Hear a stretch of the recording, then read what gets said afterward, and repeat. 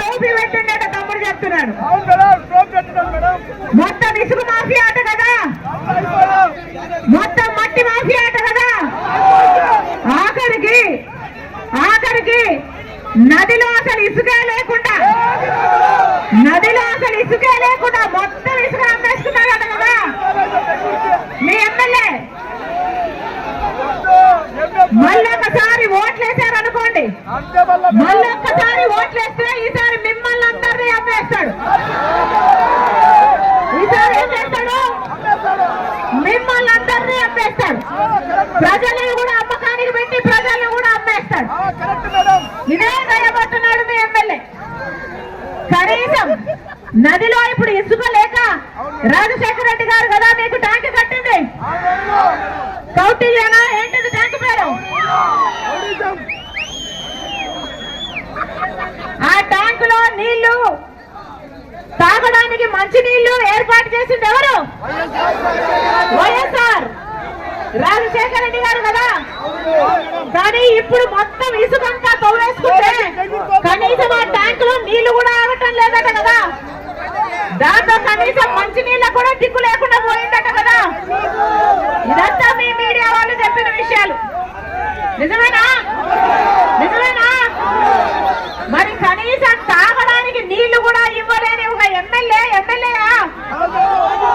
ఎదిగించినట్టు ఈయనకు అధికారం. సాగునీళ్లు ఎలాగో లేవు, రైతులను ఆదుకోవడం ఎలాగో లేదు, డ్రిప్ ఇరిగేషన్ కు సబ్సిడీ ఎలాగో లేదు. డ్రిప్ ఇరిగేషన్ కు సబ్సిడీ ఉందా?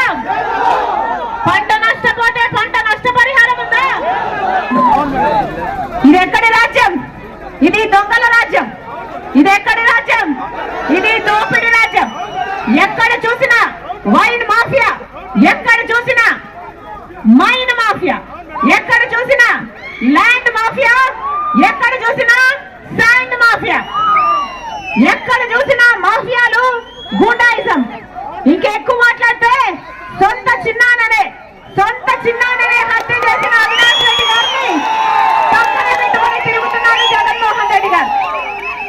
ఈ మాఫియాల రాజ్యం, ఈ హత్య రాజకీయాల, ఈ గూండాయిజం ఇది అవసరమా? ప్రజలందరూ ఆలోచన చేయాలి.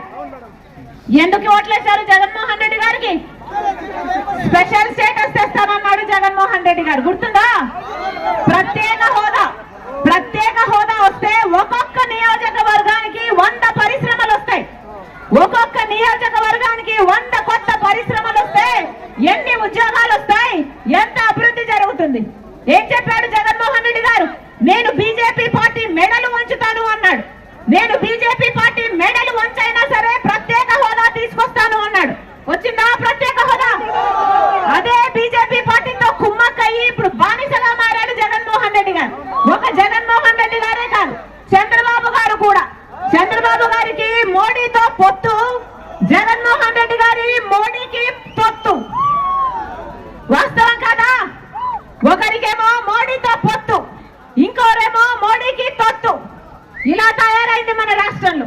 మన రాష్ట్రంలో బీజేపీ రాజ్యం ఏలుతుంది. ఎందుకంటే చంద్రబాబు గారికి బీజేపీతో ఉన్నది బహిరంగ పొత్తు, జగన్మోహన్ రెడ్డి గారికి బీజేపీతో ఉన్నది ఒక రహస్య పొత్తు. ఇద్దరికి బీజేపీ పార్టీ కావాలట. ఎందుకని? ఇదొక ట్రయాంగిల్ లవ్ స్టోరీ లాగా ఉంది మన రాష్ట్రంలో. వాస్తవం కదా?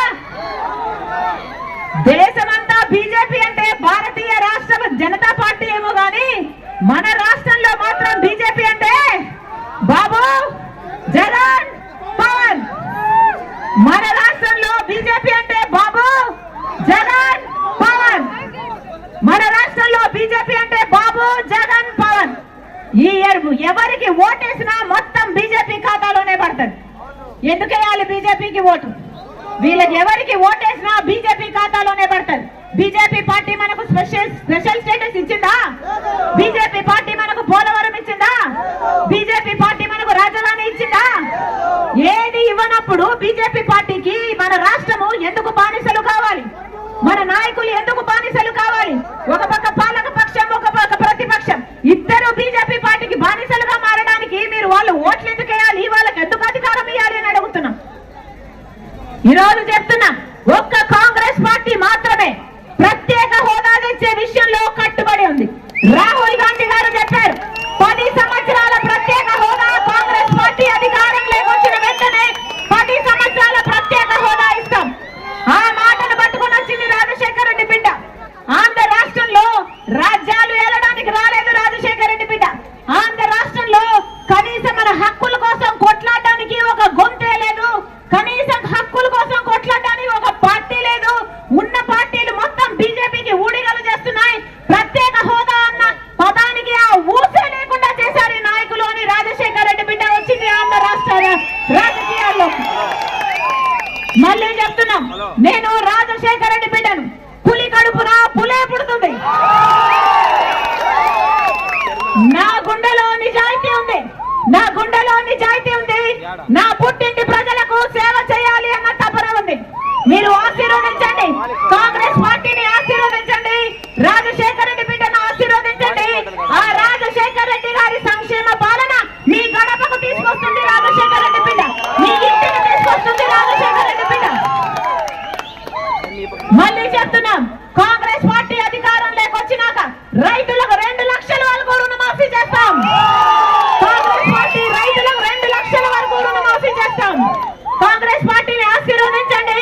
ప్రతి పేదిల్లు గడవడానికి ఖర్చులన్నీ పెరిగిపోయినాయి. ప్రతి పేదిల్లు గడవడానికి ఆ ఇంటి మహిళకు సంవత్సరానికి 1,00,000 రూపాయలు అంటే నెలకు 8,333 రూపాయలు కాంగ్రెస్ పార్టీ ఆ పేదింటి మహిళ చేతుల్లో పెడుతుంది.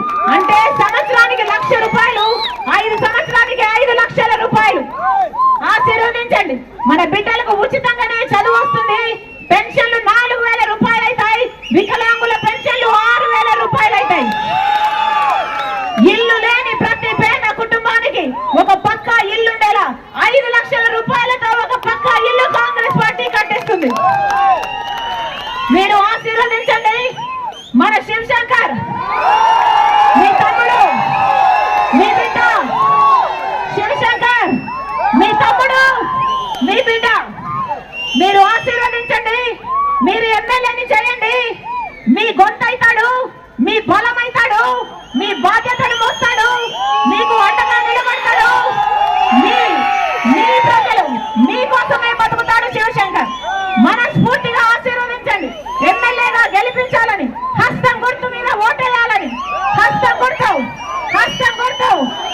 గుర్తు మీద ఓటేయాలని మీ రాజశేఖర రెడ్డి బిడ్డ, మీ రాజశేఖర రెడ్డి బిడ్డ ప్రతి అన్నను, ప్రతి తమ్ముని, ప్రతి అక్కను, ప్రతి చెల్లిని శిరస్సు వంచి చేతులు జోడించి మనస్ఫూర్తిగా నమస్కరించుకుంటుంది. జోహార్ వైఎస్ఆర్, జోహార్ వైఎస్ఆర్, జోహార్ వైఎస్ఆర్. హస్తం గుర్తుకే, హస్తం గుర్తుకే, హస్తం గుర్తుకే, హస్తం గుర్తుకే, హస్తం గుర్తుకే. అన్న గుర్తు మర్చిపోకండి. గుర్తు చాలా ముఖ్యం. ఆశీర్వదించండి అన్న, ఆశీర్వదించండి. హస్తం గుర్తన్నా అమ్మ, హస్తం గుర్తమ్మా, హస్తం గుర్తు. ఆశీర్వదించండి అన్న. మంచి రోజులు వస్తాయి, మంచి రోజులు వస్తాయి. ఆశీర్వదించండి, ఆశీర్వదించండి అన్న. థ్యాంక్ యూ అన్న, థ్యాంక్ యూ.